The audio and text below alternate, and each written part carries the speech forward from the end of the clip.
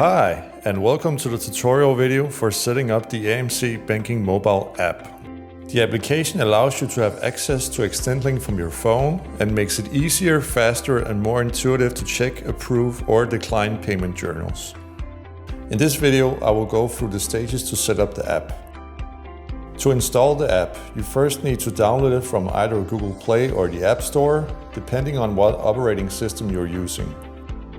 After downloading and installing the app, you need to log into ExtendLink and go under Account Settings. When you open the app, you are presented with a QR scanner. You need to give access to your camera before using it. Scan the QR code found in your account. After you have synchronized with ExtendLink, you need to choose a PIN code and then confirm it. If you're using Android, you can activate fingerprint for authentication. With iOS, you can activate both fingerprint as well as Face ID.